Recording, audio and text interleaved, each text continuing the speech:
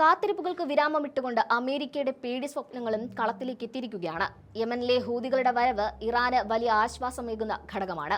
അതേസമയം Israel America സഖ്യകക്ഷികൾക്ക് വലിയ തലവേദന സൃഷ്ടിക്കുമെന്ന് ഉറപ്പാണ്. അമേരിക്കൻ പ്രസിഡന്റ് ഡൊണാൾഡ് ട്രംപ് തന്റെ ആവനാഴിയിലെ മുഴുവൻ അസ്ത്രങ്ങളും പ്രയോഗിച്ചിട്ടും തോൽപ്പിക്കാൻ കഴിയാത്ത വിഭാഗമാണ് യമനിലെ ഹൂതികൾ. നേരത്തെ ഹൂതികളുമായി ഏറ്റുമുട്ടേണ്ട സാഹചര്യം ഉണ്ടായപ്പോൾ അനുരഞ്ജന ചർച്ചകളിലൂടെയാണ് ഡൊണാൾഡ് ട്രംപ് തലയൂരിയത്. കഴിഞ്ഞ വർഷം മാർച്ച് മുതൽ മെയ് വരെ ഹൂതികൾക്കെതിരെ അമേരിക്കൻ പ്രസിഡന്റ് ഡൊണാൾഡ് ട്രംപ് നടത്തിയ ഓപ്പറേഷൻ റഫ് റൈഡർ ഒരു വമ്പൻ പരാജയമായിരുന്നു.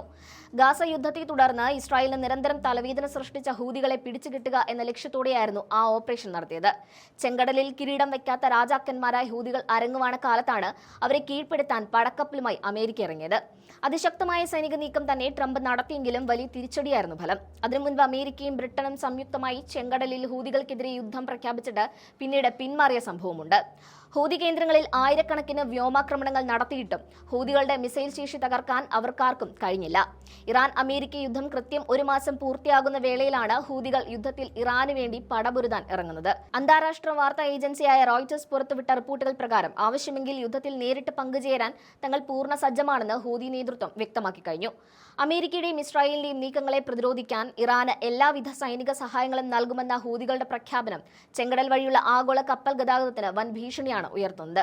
ഇതിനോടകം തന്നെ മേഖലയിൽ ഡ്രോൺ മിസൈൽ ആക്രമണങ്ങൾ ശക്തമാക്കിയ ഹൂതികൾ യുദ്ധം വ്യാപിക്കുന്നതോടെ ചെങ്കടലിലെയും ഏദൻ ഉൾക്കടലിലെയും സുപ്രധാന ജലപാതകൾ പൂർണ്ണമായും തടസ്സപ്പെടുത്താൻ ലക്ഷ്യമിടുന്നുണ്ട്. ഇസ്രായേലിലേക്കും അമേരിക്കയിലേക്കും പോകുന്ന കപ്പലുകളെ ലക്ഷ്യം വെക്കുമെന്ന കർശന മുന്നറിയിപ്പും ഇതിനകം അവർ നൽകി കഴിഞ്ഞു.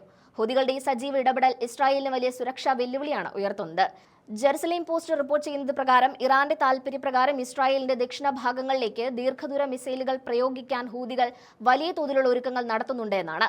പേർഷ്യൻ ഗൾഫിൽ അമേരിക്കൻ യുദ്ധക്കപ്പലുകളുടെ സാന്നിധ്യം വർദ്ധിക്കുന്നതിന് മറുപടിയായി ഹൂതികളുടെ സൈനിക ശേഷി പരമാവധി ഉപയോഗപ്പെടുത്താനാണ് ഇറാന്റെ നീക്കമെന്നും കാണാൻ സാധിക്കും. തങ്ങളുടെ പക്കലുള്ള അത്യാധുനിക ബാലിസ്റ്റിക് മിസൈലുകളും ആത്മഹത്യാ ഡ്രോണുകളും അമേരിക്കൻ സൈനിക താവളങ്ങൾക്ക് നേരെ തിരിക്കുമെന്നും ഹൂതി വക്താക്കൾ ഭീഷണിപ്പെടുത്തിയിട്ടുണ്ട്. യുദ്ധം കേവലം രണ്ട് രാജ്യങ്ങൾക്കിടയിൽ ഒതുങ്ങാതെ ഒരു വലിയ പ്രാദേശിക ഏറ്റുമുട്ടലിലേക്ക് നീങ്ങുന്നതിന്റെ വ്യക്തമായ സൂചനയാണിതെന്നും പറയാം. കപ്പൽ ഗതാഗതം തടസ്സപ്പെടുന്നത് ആഗോള വിപണിയിൽ എണ്ണവില കുതിച്ചുയരാനും വൻ സാമ്പത്തിക പ്രതിസന്ധിക്കും കാരണമായേക്കാമെന്ന ഭയവും അമേരിക്കയെ വലയ്ക്കുന്നുണ്ട്. അമേരിക്കയും സഖ്യകക്ഷികളും ഹൂതികളുടെ ഈ കടന്നുവരവിനെ അതീവ ഗൗരവത്തോടെയാണ് കാണുന്നത്. ചെങ്കടലിലെ സുരക്ഷയ്ക്കായി കൂടുതൽ നാവികസേനയെ വിന്യസിക്കാൻ അമേരിക്ക ഒരുങ്ങുമ്പോഴും ഹൂതികളുടെ അപ്രതീക്ഷിതാക്രമണങ്ങൾ എങ്ങനെ തടയുമെന്നത് വലിയ പ്രതിസന്ധിയായി അവരെ അലട്ടുന്നുണ്ട്. ആദ്യഘട്ടത്തിൽ ഹൂതികൾ യുദ്ധത്തിന് സജ്ജരായ വേളയിൽ അതിൽ നിന്ന് തടഞ്ഞതും ഇറാന്റെ ബുദ്ധിയായി കണക്കിലാക്കാം. ചെറു സംഘങ്ങളായതുകൊണ്ട് ഹൂതികളെ ഇസ്രായേലും അമേരിക്കയും ശക്തമായി തിരിച്ചടിക്കാനിടയുള്ളതിനാൽ അവരെ ആത്മഹത്യക്ക് ഇട്ടുകൊടുക്കേണ്ടെന്ന നിലപാട് ഇറാനും സ്വീകരിക്കാനിടയുണ്ട്. ഇതോടൊപ്പം അമേരിക്കയുമായുള്ള വെടിനിർത്തൽ കരാർ നിലനിൽക്കുന്നതിനാൽ അത് ലംഘിച്ച് വീണ്ടും ആക്രമണത്തിന് മുതിരുന്നത് ഗുണകരമാകില്ലെന്ന് ഹൂതി നേതൃത്വവും കരുതുന്നുണ്ട്. അമേരിക്കൻ കപ്പലുകളെ ആക്രമിക്കില്ലെന്ന് കരാറുണ്ടെങ്കിലും ഇസ്രായേൽ ബന്ധമുള്ള കപ്പലുകൾക്കെതിരെ തങ്ങൾ ആക്രമണം തുടരുമെന്ന് ഹൂതികൾ വ്യക്തമാക്കിയിട്ടുണ്ട്. ചെങ്കടലിലെ ചരക്ക് നീക്കം തടയുക എന്നതാണ് ഹൂതികളുടെ കയ്യിലുള്ള ഏറ്റവും വലിയ ആയുധം. അപ്പുറത്തെ ഹോർമൂസ് ഇറാൻ അടച്ചുപൂട്ടുന്നതിനൊപ്പം ബാബൽ മന്ദബ് കടലെടുക്ക് ഹൂതികൾ കൂടി അടച്ചാൽ അത് ലോക സമ്പദ് വ്യവസ്ഥയെ തന്നെ തകർക്കുമെന്ന് ഉറപ്പാണ്.